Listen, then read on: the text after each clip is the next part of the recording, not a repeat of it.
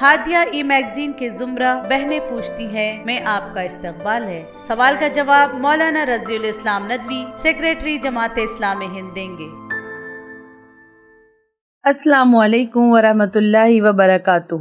میرا سوال یہ ہے کہ بچوں میں بالوں کی کٹنگ کے طرح طرح کے اسٹائل کے رواج پائے جا رہے ہیں۔ ان میں سے ایک یہ ہے کہ سر کے دونوں جانب بال بہت باریک کروا دیے جاتے ہیں اور درمیان میں بڑے رکھے جاتے ہیں۔ ایک مولانا کہہ رہے تھے کہ حدیث میں اس طرح بال رکھنے سے منع کیا گیا ہے۔ براہ کرم وضاحت فرمائیں، کیا یہ بات درست ہے کہ اس طرح بالوں کی کٹنگ نہیں کروانی چاہیے؟ بسم اللہ الرحمن الرحیم۔ موجودہ دور میں بچوں اور نوجوانوں میں بالوں کے طرح طرح کے اسٹائل کا چلن عام ہو رہا ہے۔ مثلاً وہ سر کے ایک حصے کے بال کٹوا دیتے ہیں اور دوسرے حصے کے بال بڑے رکھتے ہیں، کبھی آگے کے بال کٹوا دیتے ہیں اور پیچھے کے بال چھوڑ دیتے ہیں، کبھی اس کے برعکس کرتے ہیں۔ سر کے کچھ بالوں کو منڈوا دینا اور کچھ کو بڑا رکھنا اسلامی شریعت میں پسندیدہ نہیں ہے۔ اللہ کے رسول صلی اللہ علیہ وسلم نے ایسا کرنے سے منع کیا ہے۔ حضرت عبداللہ ابن عمر رضی اللہ عنہ بیان کرتے ہیں، سمعت رسول اللہ صلی اللہ علیہ وسلم ینہا عن القضع۔ یہ صحیح بخاری اور صحیح مسلم میں حدیث آئی ہے، یعنی میں نے رسول اللہ صلی اللہ علیہ وسلم سے سنا ہے آپ قضع کرنے سے منع کرتے تھے۔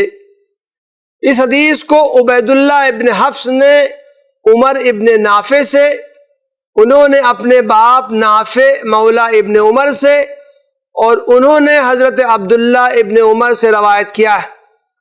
عبید اللہ سے قضع کی تشریح بھی مروی، انہوں نے بیان کیا ہے کہ قضع سے مراد یہ ہے کہ لڑکے کے سر میں یہاں وہاں کچھ بال چھوڑ دیے جائیں، مثال کے طور پر پیشانی اور سر کے دونوں جانب کچھ بال چھوڑ دیے جائیں اور باقی سر کے بال منڈوا دیے جائیں۔ قضع کی تشریح میں لڑکے کا تذکرہ ہے، لیکن یہ حکم عام ہے، اس میں لڑکی بھی شامل ہے اور اس کا اطلاق نوجوانوں پر بھی ہوتا ہے۔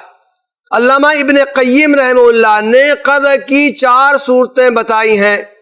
نمبر 1، سر کے سارے بال نہ منڈوانا بلکہ جگہ جگہ سے پھٹے ہوئے بادلوں کی طرح ٹکڑوں میں منڈوانا۔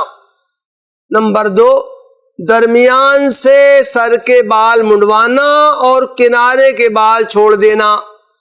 نمبر 3، کناروں سے بال منڈوانا اور سر کے درمیان کے بال چھوڑ دینا۔ نمبر 4، سر میں آگے کے بال منڈوانا اور پیچھے کے بال چھوڑ دینا۔ یہ بات علامہ ابن قیم نے اپنی کتاب تحفۃ المودود باحکام المولود میں کہی ہے۔ خلاصہ یہ کہ ممانعت اس چیز کی ہے کہ سر کے بال کچھ منڈوا دیے جائیں اور کچھ چھوڑ دیے جائیں۔ بعض احادیث میں یہ بات تفصیل سے کہی گئی ہے۔ حضرت عبداللہ ابن عمر رضی اللہ عنہ سے روایت ہے کہ نبی صلی اللہ علیہ وسلم نے ایک بچے کو دیکھا جس کے سر کے کچھ بال مونڈ دیے گئے تھے اور کچھ بال چھوڑ دیے گئے تھے۔